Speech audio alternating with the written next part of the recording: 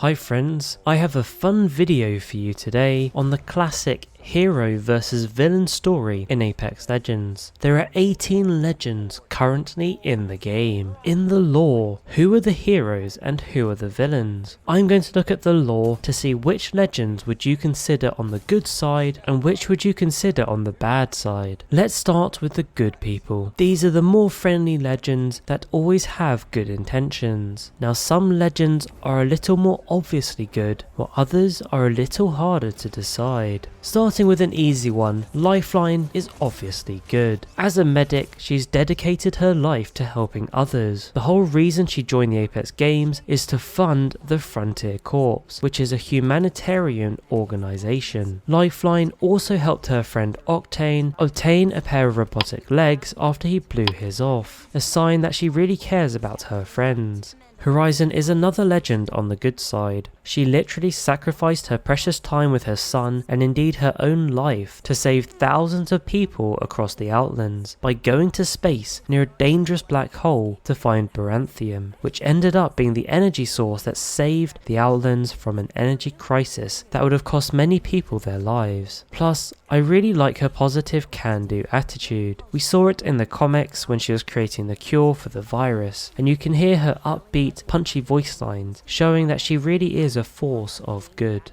Watson is another easy one to put in the good category. She's been through tough times, has Natalie Paquette, by losing her mother at a young age and then her father before her greatest creation, the closing ring technology, was introduced to the games. Despite all of this though, Watson is still happy and always upbeat, creating lots of positivity throughout the games. But one thing I really like about Watson is that she always tries to see the best in other people, and she even saved Solace City from being a giant gas experiment for Caustic.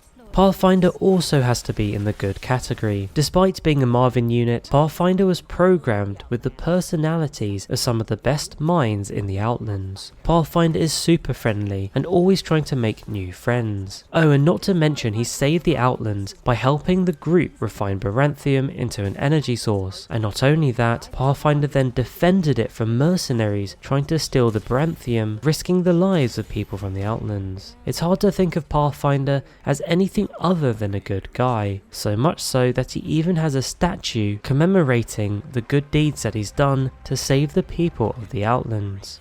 Gibraltar also continues this category as being one of the good guys. His sole purpose of being in the games is to protect his friends. We also know Gibraltar is part of the SARS organization set up by his family to help the people of the Outlands. Gibraltar uses his fortunes from the games to help fund the SARS search and rescue activities. I think overall though it's fair to say Gibraltar has to be on the good side, not only because of his friendly and caring personality, but for his intentions in life and through the games. Bloodhound we know is a hunter that likes to stalk and kill prey, but they also believe strongly in preserving nature. We saw in their upbringing that they were taught the old ways by their uncle Arthur. We're also starting to see again, as World's Edge is being destroyed, that Bloodhound looks to try and preserve nature by taking action and defending their home planet. And I think because of this, Bloodhound fits in the good category. Continuing this theme, I think Wraith can also be considered as good. It is a little hard because she doesn't have much memory, so technically she's not really sure herself if she's good or bad. I do like Wraith's friendship with Natalie and potential relationship with Mirage, and you definitely see a caring side to Wraith. In addition to all of this, we're starting to see that she's willing to help Bangalore discover what happened to her brother, and I think all of this together makes Wraith a good person. Mirage has got to be one of the good guys. I know he jokes all of the time and likes practical jokes, but deep down he's just an emotionally insecure kid who has suffered loss like no other. But despite all of this loss, Mirage continues to cheer people up and make people feel good about themselves, especially this moment in the comics with Wraith and Rampart where he's saying sorry to both of them. Mirage has got to be a good guy for sure. Moving on, Octane is a tough one. He's a crazy adrenaline junkie, but it does feel like he's got a good heart. It feels like he would do the right thing if it came to it, despite the fact that he might steal your loot and run off on his own, like 90% of Octane mains out there do. In Season 9, he and Lifeline made a point to try and stop their parents doing bad things. We know Octane's father is definitely plotting something, maybe even trying to take over the Syndicate himself. I'll cover this in more detail in a separate video, but I think we'll get to see Octane again acting like the good guy to stop his father.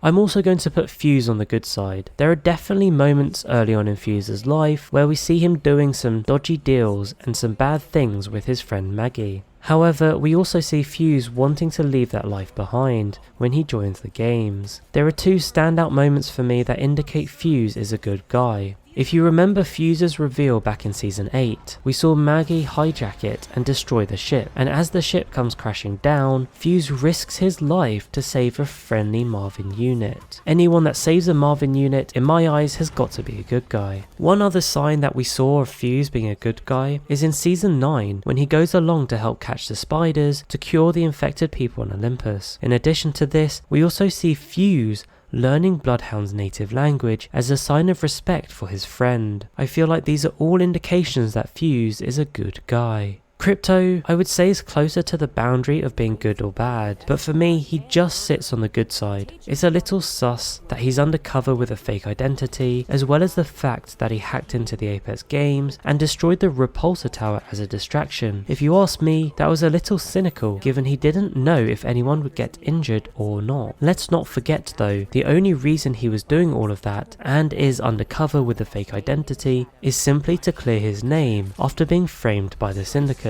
Plus, he wants to find out what happened to his sister Mila. There are lots of indications that Crypto is a good guy. Bangalore is another I would put on the boundary, but slightly more to the good side. I think Bangalore is a good person and a good soldier, but the thing that makes it a little bit harder is that she did used to work as a soldier for the IMC, and this led to her fighting in battles and killing innocent people in the wars. It is clear through numerous voice lines though that Bangalore didn't actually believe in the bad stuff the IMC was doing. She was there for good intentions, and I think this is a good reason why Bangalore sits on the good side rather than the bad side.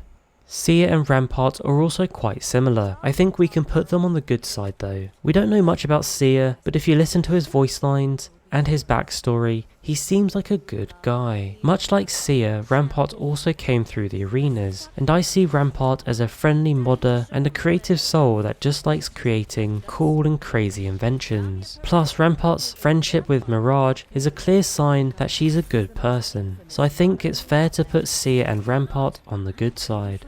Now let's move on to the bad guys. I've got a couple that are quite obvious, and maybe a couple of potentially controversial bad guys, which you might disagree with, but let's see. Revenant, I think, is the obvious bad guy. He literally kills people for fun. Granted, much of this early killing done by Revenant wasn't really his fault. He was brainwashed and programmed to kill people by Hammond. However, Revenant's mission, as well as the constant stalking and mean voice lines to other legends, I think is an indicator that Revenant is the bad guy, and actually one of the villains in Apex Legends. I do have some sympathy though for Revenant, because he never actually wanted to be a killing machine. He was kind of forced into being a simulacrum when he was a human. However, for now, I think there's enough in his voice lines and actions to mark him as a bad guy. It also looks like he's getting ready to enact his revenge on Loba by killing one of her loved ones as a punishment for her basically damning him to immortality. And if that isn't a bad guy, I don't know what is. Caustic is another one I think has to go in the bad category. Maybe not quite as bad as Revenant, he's still shown a lot of darkness. Early on in his life, he set fire to Humbert Labs that killed a number of people. He also snitched on the legends to Revenant back in Season 5, essentially betraying all of their trust. And worst of all, Caustic was planning to release toxic gas in Solace City, putting the lives of thousands of people in danger simply so they could act as his human experiments. The only reason he stopped was because Watson literally electrocuted him. Of course, there is some sympathy for Caustic as well. He has cancer and he's resigned to the fact that he's going to die from it. It's not really an excuse for trying to kill people and use them as test subjects for deadly experiments, and I think that's why he's got to be on the bad side as a bad guy. But maybe reconnecting with his mother will change Caustic and turn him into a good guy.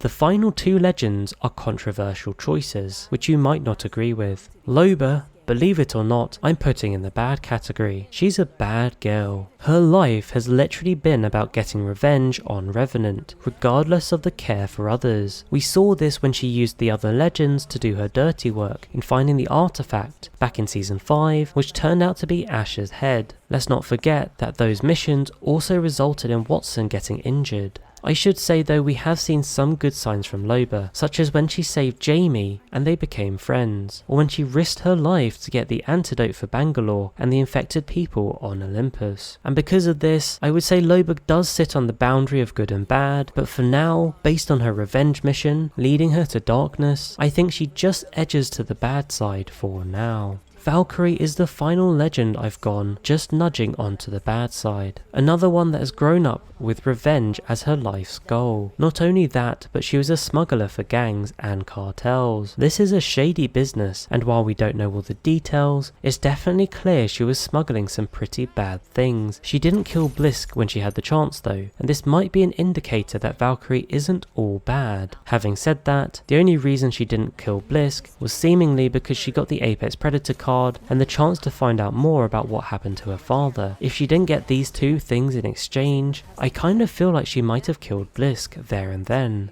And for now, she just edges onto the bad side, but I think eventually we will see in the lore Valkyrie and Loba both doing good deeds that justify them being seen as good guys. So that's my list of which legends are good and which legends are bad. You can now see who the heroes are and who the villains are. Of course, these are only the legends, and there's a lot more villains in the universe of Titanfall, such as the Syndicate, Octane's parent, Lifeline's parents, and many others. And perhaps we'll get to explore those one day. I hope you enjoyed this video. Don't forget to like and subscribe. Thank you so much for watching, and I'll catch you later.